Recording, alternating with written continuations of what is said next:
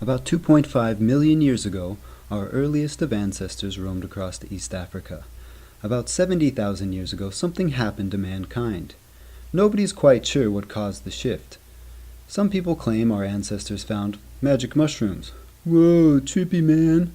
Others claim that aliens from another galaxy interfered in our development. I'm not going to say it was aliens, but it was aliens. Or claim it to be the natural process of evolution. Science! Regardless of the cause, Homo sapiens as a species began a cognitive revolution that would snowball into the world as we know it now. The past is rife with myths and legends discussing how people came to be in this world. And today, we will be looking at a few of the myths from our old friends, the ancient Greeks. Howdy, and welcome to episode 10 of the Plutarch Project.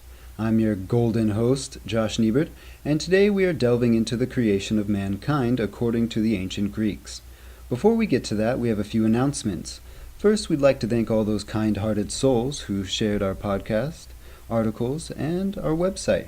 You guys and gals are really making all the difference in giving us the power to move onward. Second, we're still running our giveaway. Right about now, it looks like you have about a 1 in 30 chance to win one of 2 Amazon gift cards that we'll be giving away on December 12th. Good luck to all those folks who have entered, and thanks for your continued support. And especially thank you for the comments on the YouTube page. Some of them are pretty hilarious. Alrighty then. It's time to lace up your loafers, find your handiest and most comfy pillow, run your fingers through your beautiful hair, and step way back into a time before man had existed. We concluded last episode with Zeus conquering the Titans and becoming the sovereign leader of the gods. Zeus had imprisoned nearly all of the Titans in the dark depths of Tartarus. There were a few that changed their side and began warring alongside of Zeus during the Great War. 2 of the Titans that survived are generally attributed to either creating the human race and or giving them special tools to succeed in regards to life on Earth. These 2 lucky souls were Prometheus and Epimetheus. The ancient Greek creators of these 2 characters were particularly witty in choosing their names. Prometheus is Greek for forethought. He is a bit of a trickster who consistently outwits Zeus, giving himself and his creations benefits they otherwise wouldn't have acquired. During the wars between the Titans and what would become the Olympian gods, Prometheus pleaded to use trickery in the war. When the Titans decided against it, he switched sides and helped to turn the tide of the war. We'll have much more to say on Prometheus throughout this episode, so let's take a quick look at his brother Epimetheus. Epimetheus, on the other hand, translates literally to afterthinker, though most people have translated it to hindsight or afterthought. These 2 have been attributed to dealing out each respective species' distinguishing traits. So now that we have these 2 characters, let's take a look at some of the most prominent and well-known versions of the creation of mankind. Keep in mind that these are just a synopsis, kind of a cliff notes of mankind according to the ancient Greeks. There are literally dozens of ancient authors who spun the story according to their own place and time and artistic licenses. According to some accounts, it was Prometheus who created mankind. In the myth, he took clay from Panopea and formed it into a shape similar to that of the gods. A bit of a side note here. In past historical time periods, the place where Prometheus allegedly took clay became a bit of a tourist attraction. People would be taken just outside of the place and shown petrified clay as proof of Prometheus's deeds. Prometheus then took this clay to Athena, who breathed life into them. After they became conscious, he began teaching them mathematics, science, and all sorts of useful information. He did this due to the actions of his brother, Epimetheus. Epimetheus had been tasked with giving each animal its special gifts. He gave out sharp claws and teeth, night vision, speed and agility, bravery, and other things to various creatures. By the time he arrived at mankind, he was plumb out of gifts to give. Prometheus took pity on these poor helpless creatures and allowed them to stand upright like the gods, and gave them the knowledge necessary to survive in a world despite their disadvantages. Prometheus, seeing that they still had a rough time surviving in such a vicious world, decided to give them one more advantage: fire. Some versions of the story of Prometheus giving fire to mankind say he took it from the heavens. Others claim that he stole it from the forge of Hephaestus, the smithy of the gods. Either way, he carried the fire from somewhere else down to earth using a dry, pithy stalk of fennel. It was this great advantage that took mankind from a lowly brute to what we have all become today, fashionably dressed brutes who take selfies. In these creation stories, Prometheus appears as a culture hero, inventor, and well-known figure in ancient Greek mythology. He was the character that would quite often answer the question, "Where did such and such a piece of knowledge or custom originate?" Perhaps, let's have a thought experiment here. Perhaps we found ourselves as a contestant on some ancient version of Jeopardy! For those of you who don't know, it's a very popular quiz show in the United States. We would be able to answer all the questions we didn't know by name-dropping some god or goddesses. And if you said Prometheus, you had a pretty good shot at persuading the judges. Yes, Alex, I'll take Where Did It Come From for 500. Where did the invention of Ding! Prometheus! Let's ask our judges. Doo-doo-doo. It looks like you are correct. How did this work out in ancient society? Well, let's take a look at another myth involving Prometheus. After the creation of mankind, keep in mind it was deemed mankind because they thought only men existed at this point, the Greek gods weren't particularly big fans of them. In a lot of ways, they were disturbed by how quickly humans were able to advance and mimic the powers of the gods. Zeus decreed that humans must give sacrifices to keep the gods happy. One of these sacrifices involved which parts of an animal sacrifice the gods would receive. Prometheus was called upon to help decide on the matter. Prometheus slayed an ox and separated the delicious, savory meat from the entrails and bones. He wrapped the bones in a delicious-looking cover of fat.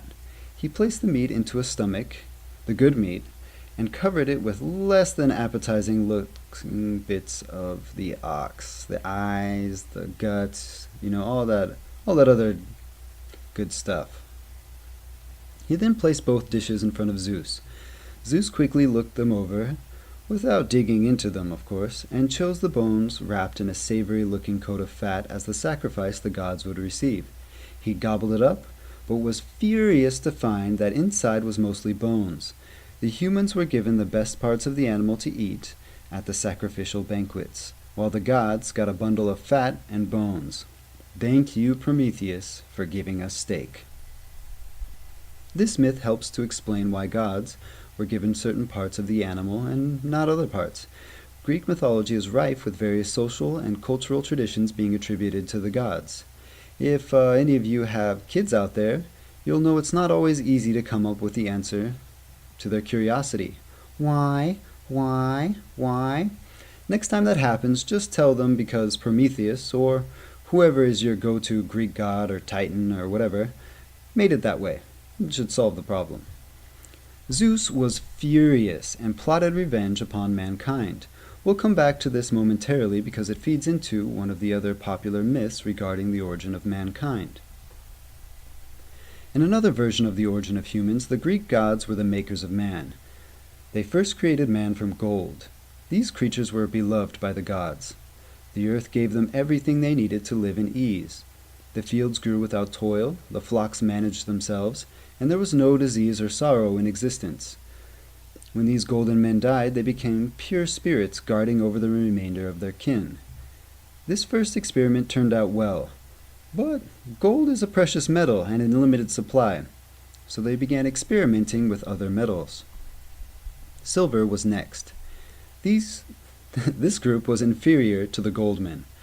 They were incredibly stupid and couldn't help from accidentally harming one another. When they passed away, their spirits vanished into the void, never to be seen again. Brass was the next experiment.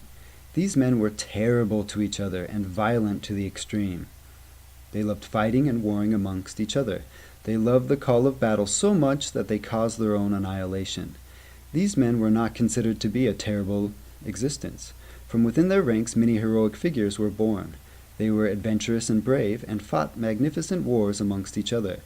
Perhaps not what we would consider to be the best of all lives now, but in the past quite a few cultures honored these souls who left their mark on the world with the sword and the shield.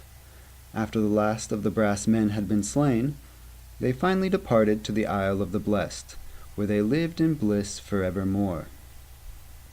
Better than disappearing like a tuft of smoke from Zeus's pipe. Those poor silver men. The fourth, and in some stories the final race of men, finally arrived. And, well, it's us. Some ancient Greeks consider themselves and their descendants to be the final experiment of the gods, the Iron Men. Dun, dun, dun, dun, dun. The Iron Men were forged out of the impure evils of their own lot. The Greeks consider them the most corrupt of the experiments, and, being so, would cause them to deal with a lot. They were to be inflicted with all the woes the previous experiments didn't have to live through, and with each generation they were to grow worse and worse in their evil nature. The Greeks claimed that there would come a time when they worshipped power and might over the gods, and even the little bit of good nature that had been siphoned down to them wouldn't be enough to save them in the end. It was prophesied that they would eventually be destroyed by the gods. But, hey, we're still here. Yeehaw! But don't get too excited, because there's still one more that we're going to come to in a moment. It's at this point where both creation myths meet. Prometheus had stolen fire from mankind and tricked Zeus into getting the short end of the stick in regards to sacrifices. It was Zeus's turn for some payback. Zeus set upon making the first of womankind. Bum, bum, bum. The myth goes that Hephaestus formed her out of clay. Athena breathed life into her and dressed her in beautiful clothes. The Carites, minor goddesses attributed to charm, beauty, nature, human creativity, and fertility, gave her beautiful jewelry. The Horai, minor goddesses of the seasons and allotted time periods, wreathed her in flowers. Aphrodite gave her stunning beauty and an added dose of charm, and Hermes, the divine trickster that he was, taught her all kinds of guile and treachery. What a team effort, huh? Now, Zeus isn't known to be the brightest of the gods, but he was cunning enough to know that Prometheus wouldn't accept any gifts from him. So instead, he first had this beautiful creature shown before all the gods and men. Then he gave her to Epimetheus to be his wife.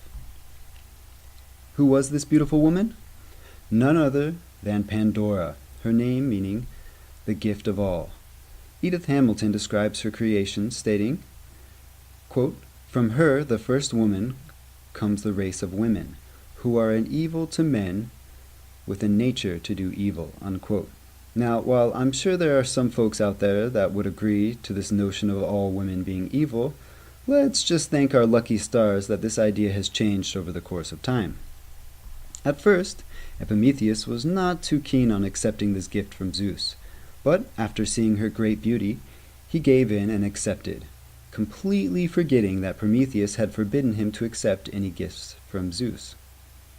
Pandora came to live with Epimetheus, and she was gifted a large trunk from the gods, but was sternly warned never to open it.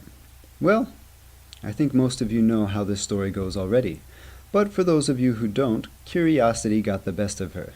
One day, when she couldn't handle the pangs of curiosity anymore, she opened it, and from within the box all of the world's evils that we now face sprung out and inflicted their wrath upon the earth.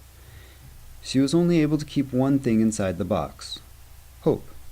Now, depending on your position, this could be taken in two different ways. Hope being kept in the box means that people are still able to have hope even in the darkest of times. Or, coming from the other side, she was able to keep worthless hope at bay, giving mankind the choice to abandon reckless hope, hope that only hurts. This is rather comparable to the story of Adam and Eve, in which it is a woman who first breaks God's decree. There seems to be a bit of a trend in ancient literature alluding to a woman's curiosity and the evil that it can unleash. But as I stated before, I think it's all a bunch of stuff better left to the rubbish bin of history. Anyways, in some versions of this myth, Prometheus ends up taking Pandora as his wife and protecting her from the evil she unwittingly released on mankind. In others, well, it's kind of left up in the air as to what her fate was. In yet another version, of the mankind creation myth, which adds to the previous one quite well, men are born from a race of stones after the iron men are destroyed, and woman has come onto the scene. In the tale of the deluge, Zeus floods the earth with the help of his brother Poseidon, the god of the sea, earthquakes, and, for whatever reason, horses. I don't see the connection, but maybe the ancient Greeks did. The two of these gods drowned the earth, killing all of its inhabitants. Only Mount Parnassus was not quite covered. Only the tip of it remained above water. Prometheus had warned his son, I'm going to slaughter this name, I apologize, Deucalion, and his niece Pyrrha, the niece being the daughter of Epimetheus and Pandora, that a flood was coming, and that they should build a large chest and stay hidden safely inside until the rain ceased. It rained for 9 days and 9 nights. The chest drifted over the waves until it came to the tippy top of Mount Parnassus. There the two exited the trunk and looked over the flooded earth. Zeus saw them and took pity on them, for they were pious and faithful worshippers of the gods. Over the course of the next few days, Zeus drained the waters for them. After the water had receded, the two made their way to the valley floor. They came upon a ruined temple covered in seaweed and muck. They thanked the gods for saving them. They heard a voice saying, quote, "Veil your heads and cast behind you the bones of your mother," unquote. They were puzzled by the request, but eventually they discovered its meaning. Their mother was Gaia, nature or Mother Earth, and her bones were the stones of which she was comprised. They each began tossing stones over their shoulders, and this is when the 5th race of man was born, the Stone People. These people had to be hard and enduring, for the world was even more harsh than it had been in the time of the Iron People. Here, too, we find another parallel between the great flood myths in ancient societies, including those of the Abrahamic traditions. I'm looking at you, Noah. Although Zeus spared his child, he wasn't finished with Prometheus. Punishing Prometheus's creation wasn't enough. He now planned to punish him personally. Hephaestus, perhaps still angry at Prometheus for stealing some fire from his forge, enlisted the help of Kratos, meaning strength, and Bai, meaning force. With their help, they were able to capture and drag Prometheus to a remote region of the Caucasus, which, for those of you with limited geography knowledge, is a mountain range separating Eastern Europe from Western Asia. They used a specially made chain rope and tied him to a rock. After tying him up, they told him, quote, "Forever shall the intolerable present grind you down, and he who will release you is not born. Such fruit you reap for your man-loving ways. A Titan yourself, you did not dread Zeus's anger, but gave to mortals honor not their due, and therefore you must guard this joyless rock. No rest, no sleep, no moment's respite. Groans shall be your speech, lamentation your only words." Unquote. Zeus had a double purpose in punishing him this way. First, he was tired of being outwitted and being made a fool of by the cunning Titan. He also became aware of the fact that Prometheus had come across the knowledge of who would overthrow him. Just as Zeus had overthrown Kronos, it was Zeus's fate to be overthrown by one of his children. But Prometheus wouldn't yield, so Hermes came to pay him a visit. Hermes told him that if he would not submit the information Zeus wanted, he would suffer an even greater fate. Prometheus replied, quote, "Go and persuade the sea waves not to break. You will persuade me no more easily," unquote. So Hermes told him what he would now have to endure daily for generations to come. Quote, "An eagle red with blood shall come, a guest unbidden to your banquet. All day long he will tear to rags your body, feasting in fury on the blackened liver." Unquote. And so it came to be that Prometheus, tied to a stone, was torn to pieces and his liver devoured day after day, year after year, for decades. From this point, a few different endings exist in regards to the fate of Prometheus. In one version, Chiron, the centaur, sacrificed his life in order to free him. How and why isn't really known, but with this ending, Prometheus never yielded. He is hailed as an honorable rebel who stood up against injustice and the authority of tyrannical power. In most classical sources, it is Heracles, perhaps better known as Hercules, Hercules, Hercules, who saved him from such a terrible existence. It's interesting to note that in the tale of Io and Prometheus, told by both Aeschylus and Ovid, leads up to Heracles releasing Prometheus from his punishment. Let's take a quick look at this myth before finishing off with the fate of Prometheus. To make a long story somewhat shorter, after Prometheus had been chained to the rock, a cow found him on top of a mountain. Although it was a particularly beautiful cow, it had the unique ability to talk, as though it were a woman. The cow asked him who he was and where exactly she was.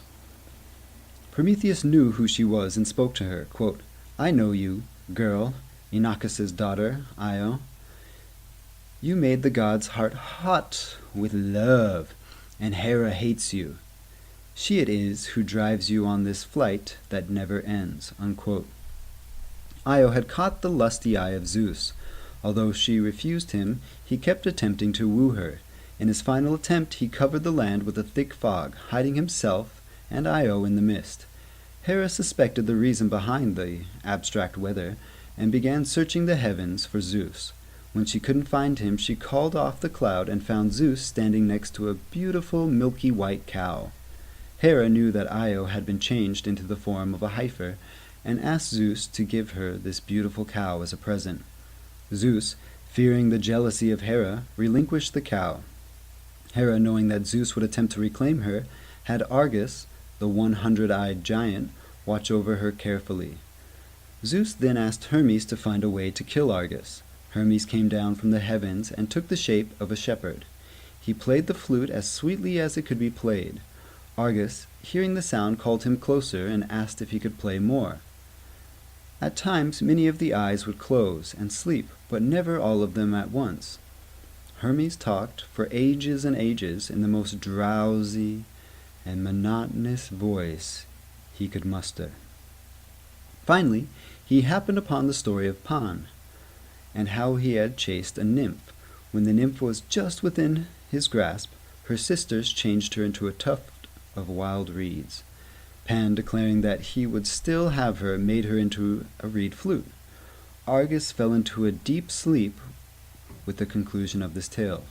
Hermes killed him, and Io ran off. Hera later found his body and placed the eyes of Argus into the feathers of peacocks, her favorite bird. Hera was not finished with Io. She sends her fleas and gadflies to drive her ever onward and into a state of madness. The Ionian coast, where her journey had begun, was named after her. So was the Bosphorus, which means the ford of the cow. Prometheus tried to comfort her, and told her that one day when she reached the Nile, Zeus would return to her, and return her to human form. Her descendant would later be the great Heracles that would free Prometheus. While searching for the apples of Hesperides, Heracles found Prometheus there among the mountains. He then slayed the eagle and set Prometheus free. In some myths, Heracles was allowed to set Prometheus free because he finally yielded to the wishes of Zeus, allowing him to forego his marriage and subsequent hanky-panky with Thetis, a beautiful sea nymph that courted both Zeus and Poseidon. Thetis, had she bore Zeus's son, would be the mother of the god who would eventually overthrow Zeus and the rest of the Olympian gods. Zeus dodged a bullet in this version of the story, though she would eventually bear a son, Achilles, who would become famous due to his prowess as a warrior and the exploits of the Trojan War. Prometheus began as a Titan, though as time went on, he was denigrated to the status of a god, and then into a kind of folk hero. He was celebrated with torch races, and several places claimed to hold his final remains. Regardless, Prometheus was a common favorite among ancient writers, causing many, often competing narratives of who and what he was. Even today in contemporary Western society, remnants of Prometheus remain with us. The ideas he encapsulates take the form of human ingenuity, the idea of taking a stand against greater tyrannical authority, and all the great and terrible uses of fire, including making mouth-watering barbecue steak. We hope you enjoyed this episode. Thanks for listening, and as always, onward! Hello there, special listener. Has anyone ever told you that the insides of your ear holes are beautiful? No? Well, they are. If you'd like this podcast and found it to be something that adds a bit of intrigue or value to your life, consider supporting us. If you're only looking for a little touch and love situation, give us a thumbs up, review our page on your podcasting service of choice, or like us on Facebook, or even better yet, share us with a friend. We're not jealous like Hera. We don't mind being shared. If you're looking to give us a little more than your hearts and ears, consider clicking on an advertisement on the website or using our Amazon or Booking.com banner on PlutarchProject.com. That's PlutarchProject.com. If you are really looking for commitment, honor, and hot, steamy, juicy support to give us, why not become a Patreon patron? Patreon is a place to help support episodic content such as this, and we will be eternally grateful to you and your support. Help starts at only $2 a month. Sounds like a pretty good deal, am I right? A little bit cheaper than $3.50. Check us out at patreon.com/PlutarchProject. Patreon.com/PlutarchProject. Or simply come on over to the website, PlutarchProject.com, and click the Support Us tab on the top menu. Don't forget to check out our transcripts. We've got all kinds of cool